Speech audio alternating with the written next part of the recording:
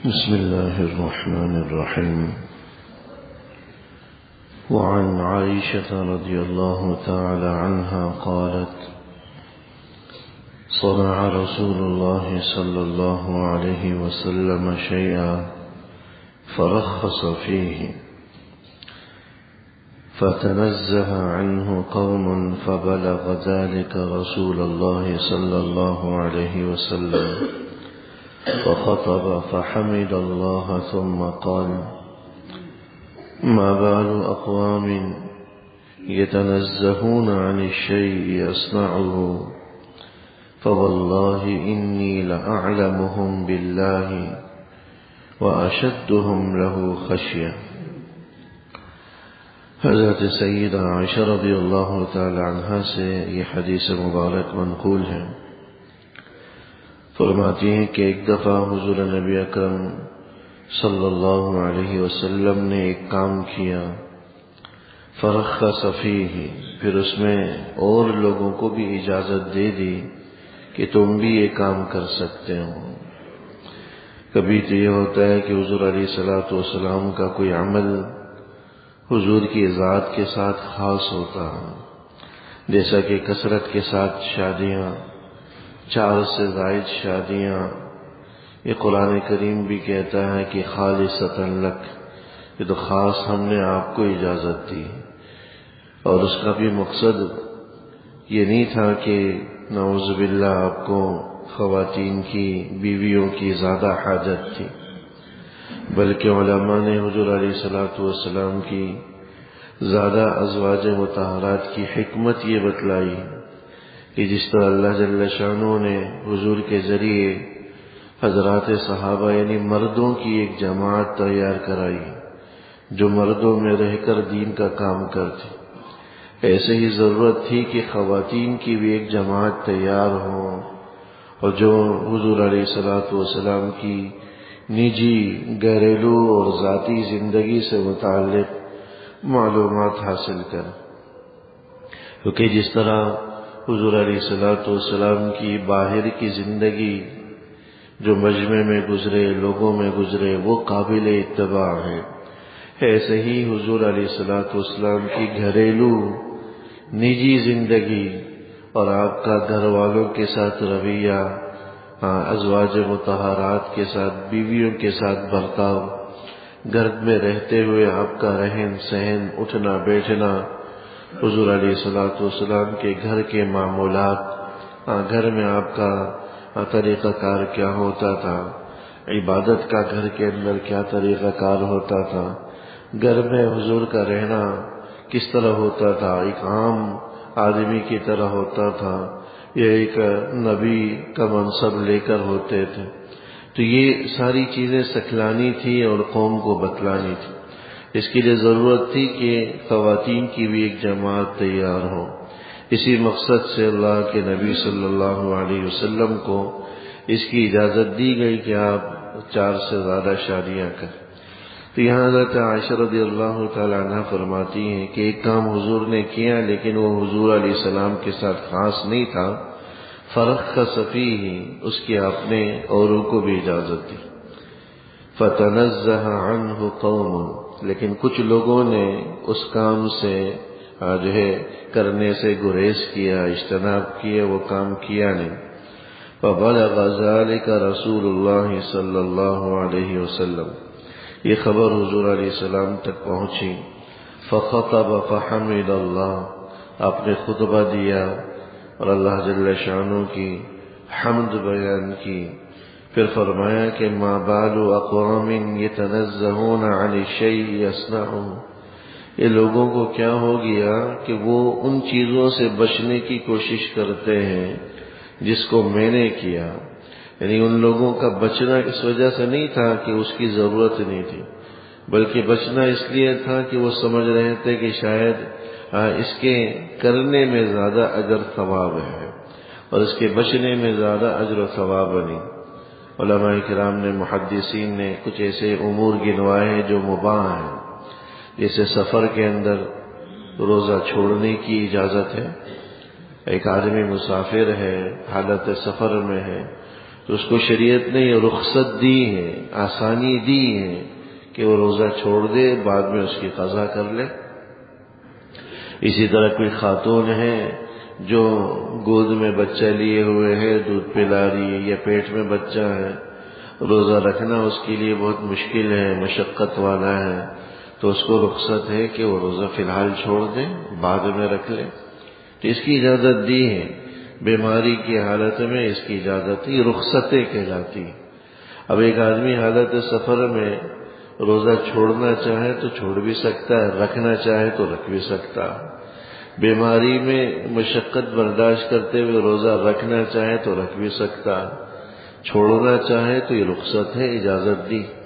تو ایسے ہی کوئی رخصت والا کام حضور نے کیا جس کے کرنے نہ کرنے کا دونوں کا اختیار تھا، لیکن کچھ لوگوں نے اس کو کیا تاکہ جو ہے حضور علیہ السلام نے کیا اور اس کی اجازت دی، یعنی سفر میں آپ نے روزہ ترک کیا اور آپ نے حضرات صحابہ کو بھی کہا کہ تم بھی روزہ ترک کر دو، چھوڑ دو، لیکن کچھ حضرات نے اس پر عمل نہیں کیا بلکہ روزہ رکھا۔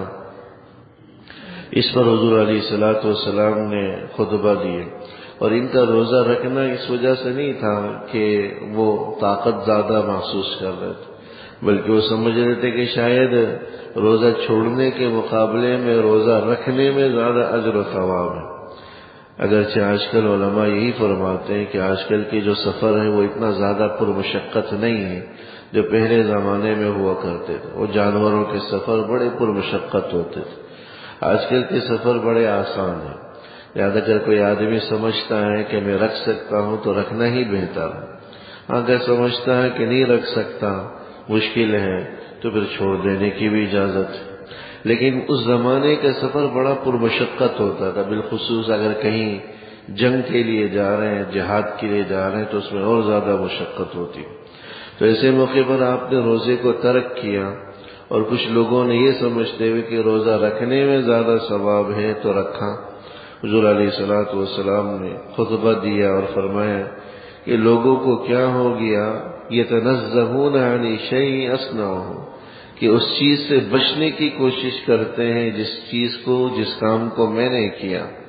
فواللہ، اللہ کی قسم، انی لأعلمہم باللہ، میں تم سے زیادہ اللہ جل شانہ کا علم رکھتا ہوں، واشدہم لہ خشیہ، اور میں تم سے زیادہ اللہ کا خوف اور تقوی دل میں رکھتا ہوں۔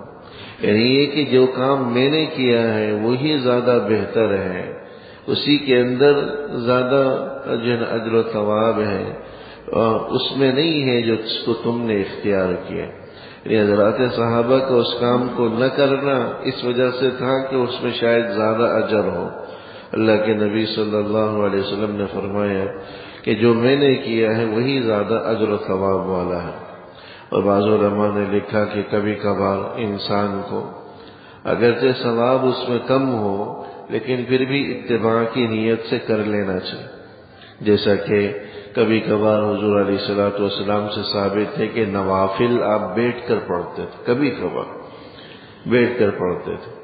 اگرچہ نوافل کے اندر لکھا ہے علماء نے کہ کھڑے ہونے کے مقابلے میں بیٹھ کر پڑھنے میں آدھا ثواب ہے، پورا نہیں، الا کہ کوئی مجبوری سے پڑھے، بیماری سے تو بات الگ ہے، اس کو پورا اجر ملتا ہے۔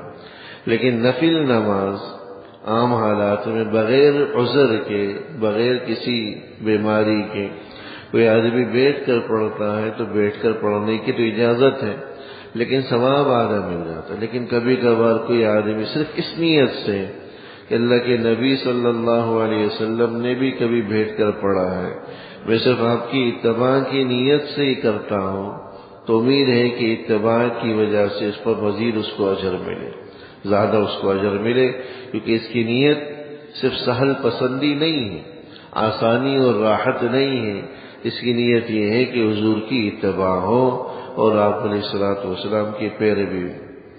اور دوسری بات اس سے یہ بھی ثابت ہوتی ہے کہ اللہ جل شانہ اپنے بندے کے اندر عاجزی اور انکساری کے طلبگار ہوتے ہیں کہ بندہ اللہ کے سامنے اپنی کمزوری کا اعتراف کرے۔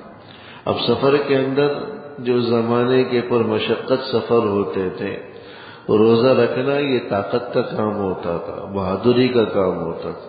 اللہ نے ترک کرنے کی اجازت دی. ایک آدمی بیمار ہے، اب اپنی بہادری دکھا کر روزہ رکھ لے وہ بھی کر سکتا، لیکن اپنی کمزوری دکھائے کہ اللہ میں تو بڑا کمزور ہوں، میں اس بیماری کی مشقت کو، تکلیف کو برداشت نہیں کر سکتا اور اس کی وجہ سے روزہ نہیں رکھ سکتا. تو اپنی عجز کا، اپنی کمزوری کا، اپنی کم ہمتی کا اللہ کے سامنے اعتراف کر. اور اللہ بندے سے چاہتا یہ ہے کہ میرا بندہ میرے سامنے عاجزی اختیار کرے، بہادری نہ دکھائے کہ میں تو بڑا بہادر ہوں، میں تو یہ بیماری تکلیفیں کیا ہیں، میں اس کو آرام سے برداشت کر سکتا ہوں، یہ تو میرا کچھ بھی نقصان نہیں پہنچاتا. یہ چیز اللہ کو پسند نہیں ہے. بعض علماء نے لکھا کہ ایک بزرگ کو تھوڑی سی تکلیف پہنچی، تھوڑی سی بیماری پہنچی، اور تو وہ اس بیماری میں اتنی شدت سے آہ کی آواز نکال رہے تھے.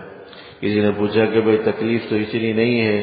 ہاں کہا، کہنے لگے کہ میرا اللہ چاہتا ہے کہ میں اس کے سامنے اپنی بہادری نہ دکھاؤں، اپنی کمزوری دکھاؤں، لہذا میں اپنی کمزوری کا، کم ہمتی کا اللہ کے سامنے اظہار کرتا ہوں کہ اللہ یہ جو تکلیف آپ نے دی ہے یہ میرے لیے بھی ناقابل برداشت ہے، میرے لیے مشقت کی بات ہے. اے اللہ آپ اس میں مجھے شفا دے دیجئے، صبر دے دیجئے.